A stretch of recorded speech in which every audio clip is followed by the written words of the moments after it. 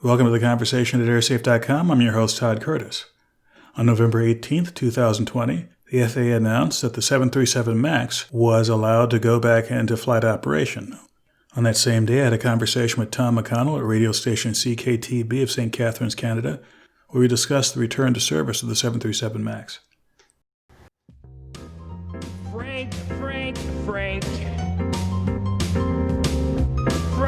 Frank. This is the Tom McConnell Show on the voice of Niagara. News Talk 610 CKTB.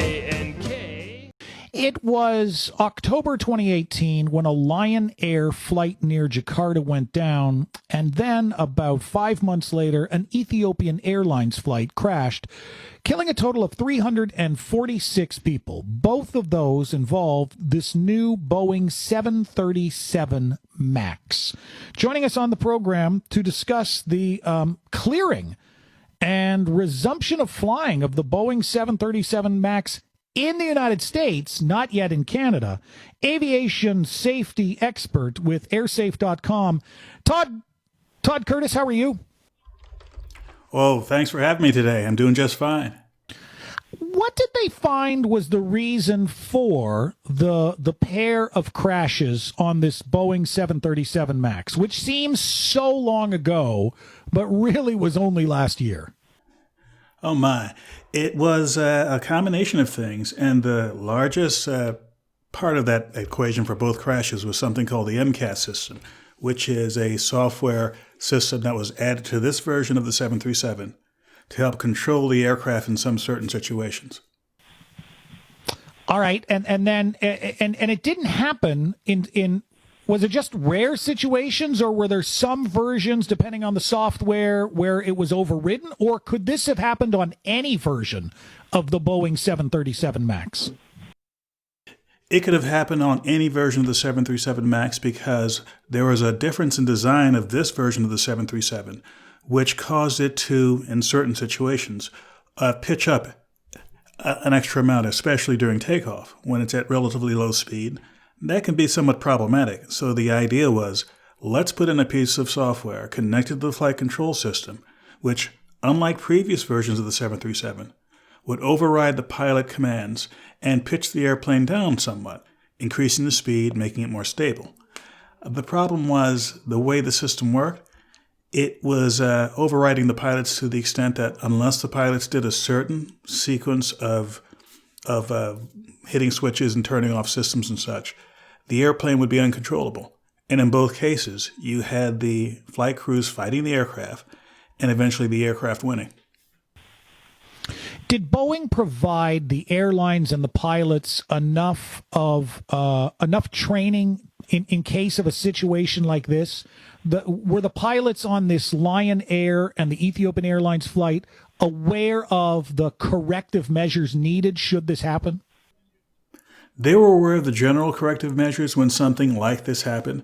For example, if you have a problem with that particular system of the aircraft, that is, it's pitching the aircraft in ways that you don't like, one can disengage a certain part of the flight control system to make that part of the flight control system completely manual. In both cases, these pilots, for whatever series of reasons, didn't execute that procedure, and as a result, that part of the flight control system, which was malfunctioning, apparently, was kept on. And getting back to the training issue, one of the things Boeing did was they designed the aircraft to be more efficient with fuel, which meant they changed the engine, they changed the center of gravity, changed the flying characteristics. But their argument to the airlines was, look, we know so much about this airplane, and we have had such a good training program in the past, there's only going to be a relatively minor training syllabus that the pilots would have to go through to go from the most recent version of the 737 to the 737 MAX.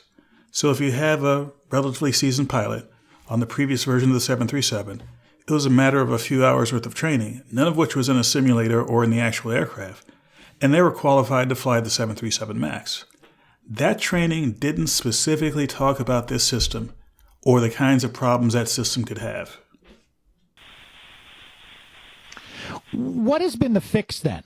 So as Boeing grounded the planes, what have they done in these past 18 months or so to get them back into the air and assure the public and regulators like the FAA that they are, in fact, safe to fly?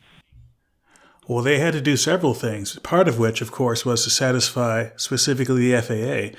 And because of the circumstances of this crash, several other civil aviation organizations, including Transport Canada, came in and did something that was rather unusual. They said that unlike the past, where we trusted the FAA and whatever they say we'll accept, we will do our own test and evaluation above and beyond the FAA before we certify the aircraft. But getting back to your question, Boeing and the FAA and Boeing's partners made a number of changes, from the software itself to design of the actual aircraft system, so that, without getting into the details, the problem system has to have input from two sensors, whereas the old version of it, the second sensor was an option. They also have changes in training, and they will have essentially a 24/7 staff taking in any incident report, any unusual action that happens in the 737 MAXs once they go back into service. So they will be tracking the performance of this aircraft much more closely than they were in the past. Todd Curtis is an aviation safety expert joining us today on the Boeing 737 MAXs that were just approved by the U.S. FAA to, I guess, Todd, resume flying, which means they'll be back in service. When do we expect? Immediately, or will it take a while? It'll take a while. There are several things that the airlines have to do, including training their pilots, including, not surprisingly, recertifying the aircraft, which in many cases have been sitting in the desert or sitting in storage somewhere for months or over a year waiting for this to happen. Only then will the airlines be able to fly them. And in the U.S., the first airline to put them back into service won't do so until approximately December. Do you think the public will be reassured? I know not many people are flying right now. Like, of all the times to this, maybe this is a good thing for Boeing, that it kind of comes in, we've had a contentious election, we got a pandemic going on. Maybe it's kind of good for Boeing not to be the top story of the day, and these will quietly come back into service. What do you think? I don't think the last part will happen. They won't quietly come back into service. This will be a newsworthy event when it comes back into service. And it will be a newsworthy event again, no matter how minor a problem crops up in the future. A blown tire, someone having a fight with a flight attendant in the skies. If it has 737 MAX attached to it, it'll get way more media attention than the average aircraft. So I don't think they have an easy task ahead of them convincing the public that the 737 MAX is not only fit to fly according to the FAA, but fit to fly in the minds of the average passenger. It's a long road, and cross my fingers and everyone else crossing their fingers. If anything else bad happens to the airplane, even if it has nothing to do with the 737 MAX problem systems from the past, that could set them back months or years when it comes to winning the hearts and minds of the world. What's the biggest lesson you hope we take away from this? I think in the fullness of time, the biggest lesson will be the system that exists now, not just in the U.S., but around the world when it comes to civil aviation, is so well thought out and so complex in the sense of so many checks and balances that something like this, if it occurs, will not only be recognized, but that radical steps will be taken to fix it.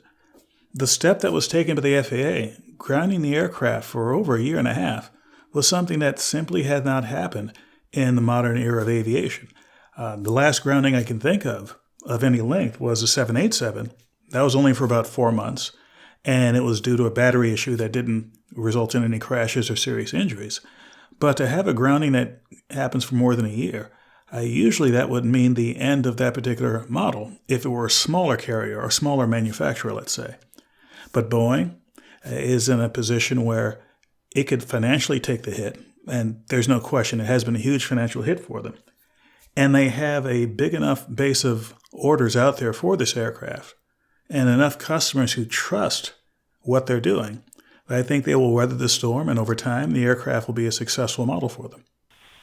Todd, I don't mean to put you on the spot, but any idea how big of a financial hit this is to Boeing? How many aircraft do they have on order for this particular model? They literally have thousands of aircraft on order.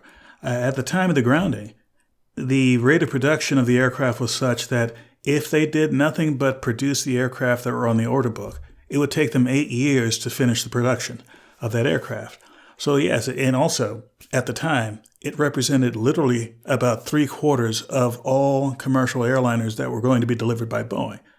So yes, they took a huge financial hit, some of which was talked about in their publicly accessible and reports to the Securities and Exchange Commission, which as a public company, they have to do that every quarter in the U.S. But the real long-term costs go well beyond whatever's in the accounting books. This is reputation loss, which is not measured in dollars, but certainly measured in the amount of attention that they'd rather not be having. It's measured in the fact that because of the 737 MAX being grounded, their competitors, primarily Airbus, have opportunities to make sales or make inroads because Boeing was simply not there in that particular part of the market. So yes, there's direct cost, some of which can be measured, indirect costs, which are still mounting, and reputational costs, which in the world of aviation, where sometimes time doesn't make any difference, 40 or 50 years from now, the average person in aviation, be it a passenger or an executive or an engineer, will know this story and will repeat this story and will use the lesson of the 737 MAX to guide how aircraft are designed, how pilots are trained, and how aircraft will be maintained. Todd Curtis, aviation safety expert from airsafe.com. Thank you so much for joining us today. So enlightening. I really appreciate your time and insights. Well, I appreciate the opportunity. I hope to come back again soon. All right. Well, it's like when I see my doctor, I hope not too soon, right? Like let's hope there's not an event that brings us back too soon, but we will talk in the future, Todd. Have yourself a great evening. Oh, you too. For more information on airline safety and security, please visit airsafe.com. Thanks for listening, and we'll see you next time.